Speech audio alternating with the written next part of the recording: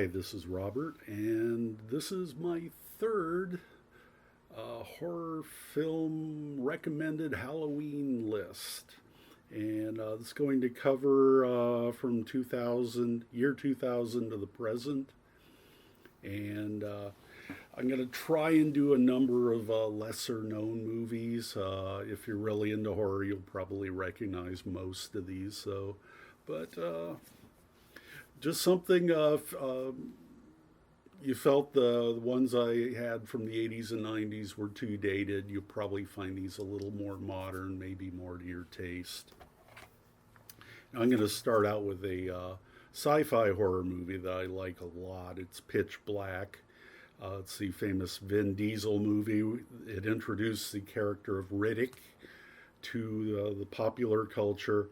And it's about a group of space travelers who crash land on this planet. And the planet has a very odd, I don't want to say ecosystem, but the day night cycle is very bizarre. You go like 4 years of day, and then all of a sudden you get a year of night. And when it turns night, all the native animals come out. And there are a lot of hideous, vicious, nocturnal things with wings and claws and teeth that attack the space stranded. What do you call them? Castaways. That's a good word. And anyway, it's definitely a. This film it has a minimum of practical effects. It's almost all CGI, which is why I lumped it in with this group and not the previous. And let's continue with The Ring. I had to get some kind of Japanese or Oriental horror in here. And this is the American remake of The Ring, but I think it's quite an effective movie. This is the one that has Naomi Watts and was directed by Gore Verbinski. But I'm sure you're familiar with this story. There's a videotape, which if you watch it, you die within a week. And there's just a lot of great imagery. It's quite frightening. Just a good horror movie. Well worth watching. And we're going to jump to one of my favorites for Halloween. Got to play it every Halloween. Trick or Trick. This is a film by Mike Doherty, I believe is his name. And it's a portmanteau kind of movie. It's an anthology of 4 stories that are woven together. But anyway, the little guy on the front you see here is Sam, or Sam Hain. He's kind of the spirit of Halloween, and he's like a very vicious little imp. But the 4 stories, Sam weaves the 4 stories together. He's kind of like the common element in all of them. And it's just a well done script because the stories overlap. You see bits of one story pop up in the background of another and so on. But there's a story about a family and poison candy and misusing trick-or-treaters. There's another group of trick-or-treaters who play a very bad practical joke on a girl, only to have it backfire. There's a part with Anna Paquin, I believe is her last name, and she plays. She's out with the girls on Halloween night, and they're trying to hook up with guys. And anyway, I won't say more than that because there's quite a twist to that one. And then the last one is Ronnie Cox, is this mean old man who Sam teaches the true meaning of Halloween to the hard way. But anyway, it's a fun movie, beautifully done. There's a great segue in here with a falling leaf that blows in front of the camera, and you switch from one scene to the other with the leaf. Okay, Dead Birds is this is the first of my what do I want to call it? Costume horror, historical horror, whatever. This is set, I think they say 1870s, but it feels like the Civil War to me. There's some Civil War, or pardon me, Confederate uh, renegades, or they've they've more or less gotten out of the war, and they're kind of on their own, and they decide to steal a gold shipment, and they go and hole up in this abandoned, forgotten plantation building, which is falling down, and they come to find out it's not just haunted, but there's possibly a doorway to another dimension there, and there's a lot of weird things. This has it's got a great atmosphere, and there are some Lovecraftian overtones in it, but I really enjoy it. It's well worth watching. Okay, last time we did a movie with some little slithery things in it. And this time we're doing, this is kind of a remake of that, or at least it kind of riffs on the same sort of themes. It's called Slither. It has Nathan Fillion as a sheriff. There's a meteor that lands, and these slug-like things come out and take over people, and for reproductive purposes. And but it's got a very tongue-in-cheek, dark sense of humor. It's quite entertaining. The Descent is a very serious, dark horror movie, and one of the reasons it's dark is our 6 women are spelunkers, and they go down in a cave, and a lot of personal conflicts come up, but their personal issues are not by any means the worst of their problems. The worst of their problems are these albino bat-like humanoid creatures that live down there and start attacking them. So, but it's a very good, tense movie. And The Mist. I mentioned Frank Darabont last time. He wrote the screenplay for the Blob remake, and here he is. One of his he'd done 2 Stephen King directorial movies prior to this, Shawshank Redemption and The Green Mile, but those were King's nonfiction type. No, I can't say nonfiction. What's a good word? Non-horror stories. And this time Darabont took a Stephen King short horror story and wove it into this great movie. The Mist is one of King's most Lovecraftian stories. I mean, they mention some kind of science lab, or is it a military base? I forget what. And they apparently open some kind of door, and this cloud of mist starts coming out, but also a lot of really horrible alien creatures. But it's a good movie. It's one of those great people. A lot of different people caught in a pressure cooker as they all hole up inside a supermarket with all the creatures outside trying to get in. The Burrowers is another historical horror movie. This is set in the Old West. It's a horror western, but it's not like any western you've seen.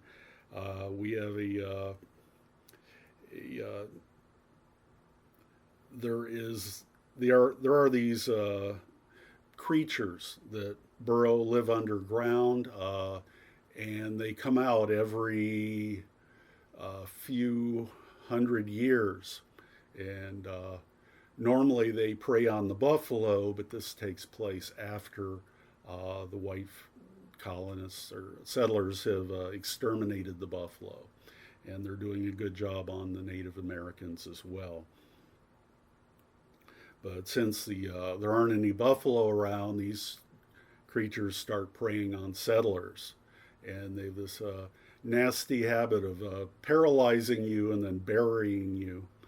And they wait till you start rotting and get tender before they eat you alive. It's a horrible thought, but the creatures are well done. They look very inhuman, non-alien. There's a subplot in that all these disappearances are being blamed on the Native Americans, who were just trying to tell them what's actually happening, and through loss in translation, they're totally misunderstood. And the white folks keep asking, where is this Burrowers tribe? Where can we find them? And they say, you don't want to find them. You don't want to find them. But it's a good movie. Has Clancy Brown in a small part. He's one of my favorite character actors. It's a good movie. Feast is just a wild movie. This is a horror movie boiled down to its essentials. The monsters are loose. It's us against them. We're holed up in this cafe, truck stop, and these things are outside trying to get in. And from there, it throws a lot of the common horror tropes kind of on flips them over, puts them on their ear. But it's a cool movie, worth watching. Altered. I wish more folks knew about this movie. This is another sci-fi horror movie, and it looks like it takes place in Florida, judging by the palmetto bushes you see. But there's a bunch of guys who grew up in a small Florida town, and they shared an abduction experience. And 3 of the guys get drunk one night and decide to abduct an alien to pay him back. And anyway, sadly they get one, and they take it to the home of the 4th guy, and he says, "Why did you bring this thing here? You have no idea what a mess you've created." And everything proceeds to go wrong, but it's very well done. Just you can't predict what happens. It's worth a watch, very much so. Splinter. Oh, this is a cool movie. And this has probably one of the most creative monsters I've seen in quite a while, because it's not your usual thing. It's some kind of biological organism whose physical form looks like kind of like a sea urchin. I mean, it forms these spines or splinters on whatever it grows on, and it prefers to find dead animals and grow inside them and animate that dead animal in order to find other animals in which to grow on. And if it helps them, they will actually start sewing dead things together to get something more mobile and more easily capable of capturing fresh sources of food. But on that premise, we again have the classic, there's a group of people who get holed up in this gas station with the thing outside. And there's a fellow, I wish I could pick out his name, but he plays an escaped convict in the movie. And it's his movie. I mean, he just owns the screen when he's on it. But very well done movie, worth watching. Altered, many people have seen this. This is kind of I consider this a cult classic, I'm sure. But it's, I believe, a found footage movie, yeah. And there are 2 guys touring. They're doing the trip of a lifetime. They're going to tour around the world, but somewhere in Eastern Europe, one of the guys, pardon me, I think no, it's in Paris, pardon me. One of the guys picks up this woman and spends the night with her, and come to find out she was a vampire and has turned him, and he's slowly turning into a vampire. It kind of documents his degradation, but it's a very cool movie, worth watching. Speaking of vampires, this is one of the smartest vampire movies I've seen in a while. It's called Stakeland, and it's a kind of a cross between what would you say, Last Man on Earth, and The Road, and pick any vampire movie. But the vamps have basically taken over the world, and they're winning, and people are holding up in these enclaves for protection.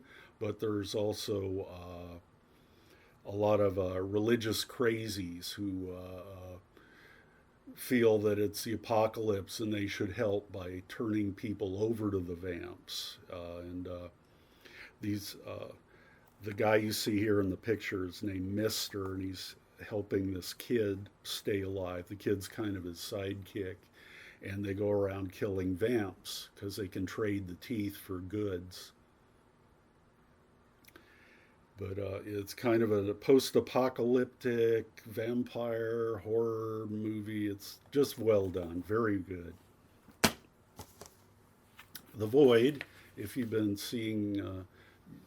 watching what's going on the TV, in the background there, that's The Void playing. The Void is an interesting movie. It's very Lovecraftian, but something is going on, and on a macro scale that we don't really know about. But there's a deputy, he's going down the road, and there's this guy just staggering along in the middle of the road, bleeding to death. And he takes the guy to this hospital branch, which is being phased out and closed down. And there's a skeleton crew there. And they find crazy things start happening. I mean, is it a guy, or is he turned into some monster? People seem to be going crazy, killing each other. There's this cult of people in white robes with triangular masks on that have gathered outside and just seem to be patiently waiting for something to happen. But to say any more would spoil the fun, but it's worth watching. The last two are pretty well known. Sinister came out a few years ago, and it has, oh God, what's his name? Ethan Hawke. God, how did I forget? Ethan Hawke plays a mystery writer, true crime type writer, and he's had one successful book, and he's having trouble getting a follow-up book to happen. So he decides to take his family and go rent this house where multiple murders occurred. And you get the sense that it's kind of, they shouldn't be in there. It's a bit against the law because apparently there's still a lot of evidence from the crime in this house. He goes up in the attic and finds all these home movies which depict just horrendous acts. But there's more going on than just that. There's apparently the house is haunted, and I don't want to say more than that because it'd spoil it for you. But it's just a very good suspenseful movie. And my last suggestion is It Follows, which I really enjoyed. I mean, it's a simple concept. Some people didn't like it because it was so simple, but I liked it. And basically, It's kind of like a curse, but you can transfer it to others. But if you're cursed, this thing starts following you, and it can wear any face. So you'll just see strangers following you. You don't ever want to let them get caught up with you because that's when the thing kills you. And do I need to say more than that? Anyway, the girl gets her friends together and they try and outrun it, and with less than good luck. And so they decide to try and kill the thing with mixed results. And anyway, I don't want to say much more than that, but it's a very well done movie. There's a lot of good suspense in it. Anyway, I think that will do it for my Halloween movies. And I want to say again, thanks for watching and happy Halloween.